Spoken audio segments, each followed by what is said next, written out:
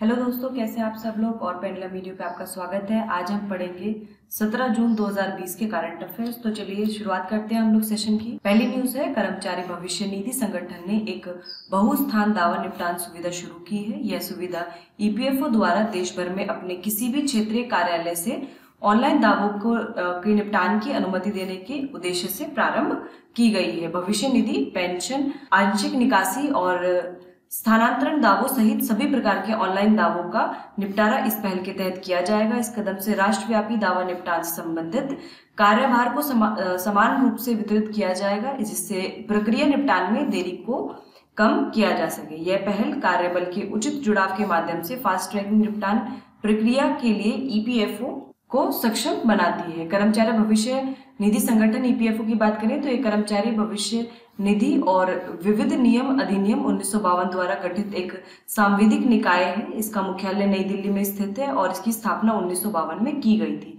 कोई भी जो बॉडी है उसको सांविधिक तब कहा जाता है जब वह किसी एक्ट के तहत जो है बनाई जाती है। पार्लियामेंट के किसी एक्ट के तहत अगर कोई बॉडी बनती है, कोई क्रिएट होती है, तो उसको सांविधिक निकाय या स्टैट्यूटरी बॉडी कहा जाता है। कर्मचारी भविष्य निधि संगठन एक डैश निकाय है, संवैधानिक है, सांविधिक है, अर्धन्यायिक है या गैर संवैधानिक है। तो इसका जो सही उत्तर है वो ऑप्शन बी है, यानी कि ये सांविधिक निकाय है। आईसीएमआर ने आरटी-पीसीआर परीक्षण के संयोजन में रैपिड एंटीजन टेस्ट किट के उपयोग की सिफारिश की है और आईसीएमआर ने कहा है कि किसी व्यक्ति का कोविड-19 तेज एंटीजन टेस्ट द्वारा नकारात्मक आने पर भी संक्रमण को नियंत्रित करने के लिए पुनः उनका आरटी-पीसीआर परीक्षण किया जाएगा, जबकि एक सकारात्मक परीक्षण को एक सही सकारात्मक माना जाना चाहिए और पुनः पुष्टि की आवश्यकता नहीं है। रैपिड एंटीजन टेस्ट किट प्रयोगशाला परीक्षण के बिना तीव्र निदान सुनिश्चित करता है। Rapid antigen test kit corona virus के विशिष्ट एंटीजन के गुणात्मक पता लगाने के लिए एक तीव्र क्रोमेटोग्राफी इम्यूनो टेस्ट है। इसे दक्षिण कोरिया स्थित कंपनी द्वारा विकसित किया गया है। बात करें आईसीएमआर के, Indian council of medical research की, तो ये जैव चिकित्सा अनुसंधान के निर्माण, समन्वय और संवर्धन के लिए भारत में शीर्ष निकाय है। यह विश्व के सबसे पुराने और सबसे बड़े चिकित्सा अनुसंधान निकायों में से एक है। इसका मुख्यालय नई दिल्ली में स्थित है और इसकी स्थापना 1911 में की गई थी। संस्था के महासचिव और महानिदेशक डॉक्टर बलराम भार्गव है। चलिए इससे जुड़ा एक प्रश्न देख लेते हैं। हाल ही में Indian council of medical research ने कोविड-19 के निदान के लिए आरटी-पीसीआर परीक्षण के संयोजन में रैपिड एंटीजन टेस्ट किट के उपयोग की सिफारिश की है। यह किट किस देश द्वारा निर्मित है? अमेरिका, चीन, जापान या दक्षिण कोरिया? तो इसका सही उत्तर है ऑप्शन डी, यानी कि दक्षिण कोरिया के द्वारा इस किट का निर्माण किया गया है। अगली न्यूज है, मध्य प्रदेश में मोहल्ला और कॉलोनी स्तर पर ऑक्सीमीटर्स प्रदान करने की योजना बना रही है मध्य प्रदेश सरकार और राज्य में कोरोना वायरस के बढ़ते केस को ध्यान में रखकर यह निर्णय लिया गया है। ऑक्सीमीटर्स न केवल कोरोना संक्रमण को नियंत्रित करने में मदद करेगा बल्कि सर्वेक्षण कार्य को भी आसान बना देगा। ऑक्सीमीटर्स या पल्स ऑक्सीमीटर एक छोटा हल्का उपकरण है जिसका उपयोग शरीर में ऑक्सीजन की मात्रा की निगरानी के लिए किया जा सकता है। आप वर्ड से ही समझ सकते हैं, ऑक्सीमीटर, ऑक्सी यानी कि ऑक्सीजन और मीटर जो कि किसी चीज को नापने के लिए इस्तेमाल किया जाता हो कोई, तो ये जो है ऑक्सीजन की जो है जितनी मात्रा है उसकी निगरानी के लिए यूज किया जाता है। चलिए हम लोग मध्य प्रदेश के बारे में कुछ जानते हैं। मध्य प्रदेश देश में क्षेत्रफल के मामले में राजस्थान के बाद दूसरा स्थान है। इसकी राजधानी भोपाल है। यहाँ के मुख्यमंत्री शिवराज सिंह चौहान है और राज्यपाल लालजी टंडन है। राज्य का राजकीय जो पशु है वो बारहसिंगा है और जो पक्षी है राजकीय वो एशियाई पैराडाइज फ्लाई कैचर यानी कि दूधराज है। चलिए इससे जुड़ा एक प्रश्न देखते हैं। हाल ही में किस राज्य सरकार ने मोहल्ला और कॉलोनी स्तर पर ऑक्सीमीटर्स प्रदान करने की योजना बनाई है? उत्तर प्रदेश, मध्य प्रदेश, गुजरात और बिहार? तो इसका सही उत्तर है ऑप्शन बी, यानी कि मध्य प्रदेश। तो राज्य से जुड़ी जो भी न्यूज होती है वो स्टेट पीसीएस के लिए काफी इंपॉर्टेंट हो जाती है, उनको आप जरूर पढ़िए। नेक्स्ट न्यूज है, केंद्रीय पेट्रोलियम और प्राकृतिक गैस मंत्रालय ने भारतीय गैस एक्सचेंज लॉन्च किया है। हाल ही में केंद्रीय पेट्रोलियम और प्राकृतिक गैस मंत्री धर्मेंद्र प्रधान ने भारतीय गैस एक्सचेंज लॉन्च किया है, आईजीएक्स, और यह पहल देशव्यापी ऑनलाइन डिलीवरी आधारित गैस ट्रेडिंग प्लेटफॉर्म है। ट्रेडिंग प्लेटफॉर्म बाजार सहभागियों को मानकीकृत गैस अनुबंधों में व्यापार करने में सक्षम करेगा।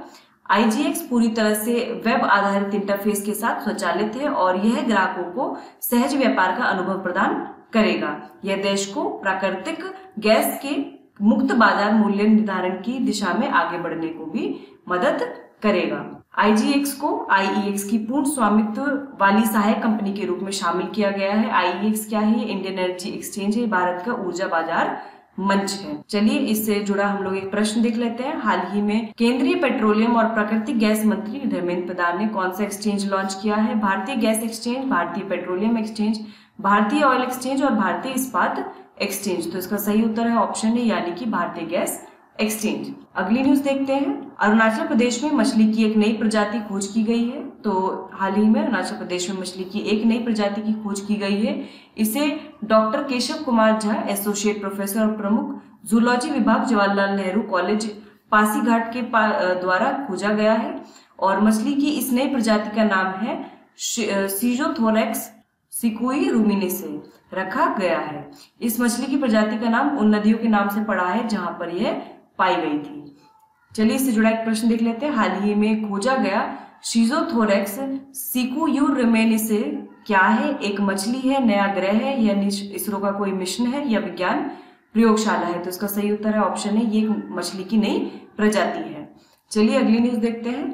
पुलाद केरल में मालाबार ग्लाइडिंग मेंढक देखा गया है। हाल ही में पुलाद केरल में मालाबार ग्लाइडिंग मेंढक देखा गया है। पश्चिम घाट के जंगलों की बारिश के लिए यह उभयचर स्थानिक है और मेंढक की शरीर की लंबाई 10 सेंटीमीटर मिली है। यह सबसे बड़े मेंढकों में से एक है। उंगली और पैर की उंगलियां पेड़ की शाखाओं से जुड़ने और चलने के लिए चिपक की तरह होती हैं। नरमादा से छोटे होते हैं। वनों की कटाई, जलवायु परिवर्तन, विकासात्मक गतिविधियों, जहरीले रसायनों के कारण मालाबार ग्लाइडिंग मेंढक की आबादी घट रही है और इसी के कारण इनका जो आईयूसीएन स्टेटस है वो लीस्ट कंसर्न में है। ग्लाइडिंग मेंढक के संबंध में क्या सही है? हाल ही में से केरल के पुलाद में देखा गया है, यह कथन सही है। यह सबसे बड़े मेंढकों में से एक है, यह कथन भी सही है।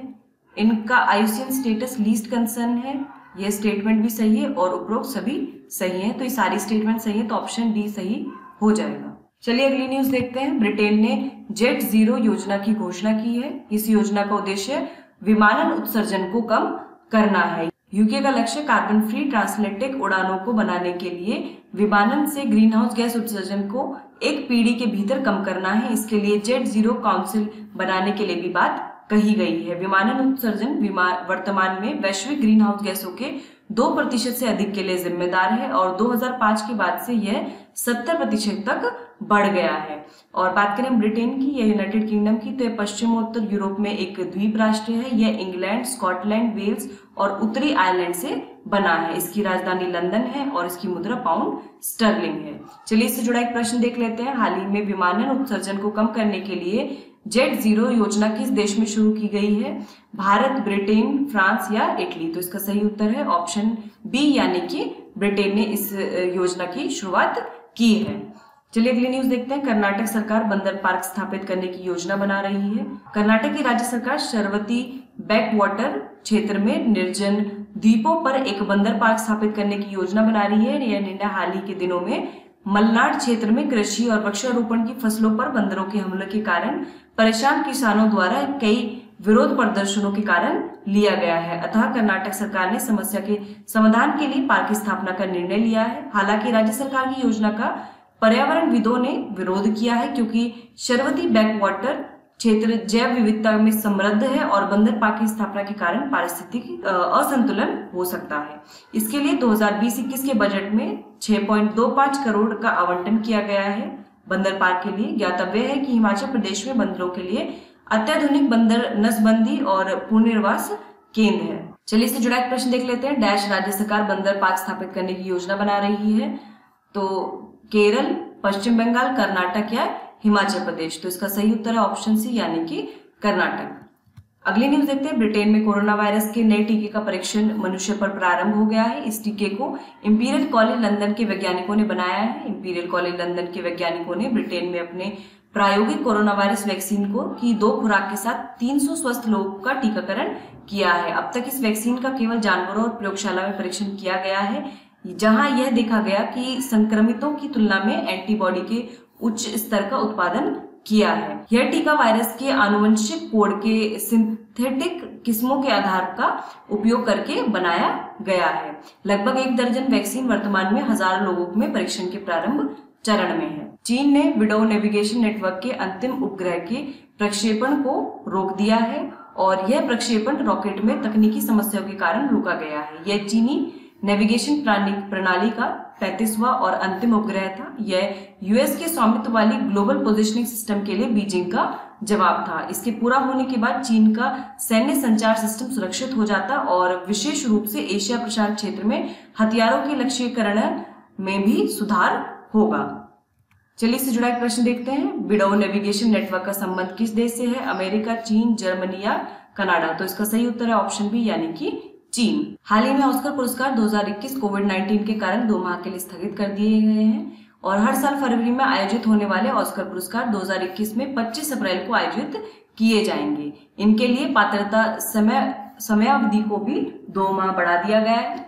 ऑस्कर पुरस्कार की बात करें तो अकादमी पुरस्कार भी कहा जाता है इनको और लोकप्रिय रूप से इसको ऑस्कर कहा जाता है। यह फिल्म उद्योग में कलात्मक और तकनीकी योग्यता के लिए दिया जाने वाला पुरस्कार है। इसे संयुक्त राज्य अमेरिका में आयोजित किया जाता है और पहली बार यह सम्मान 16 मई 1929 को प्रदान किए गए थे।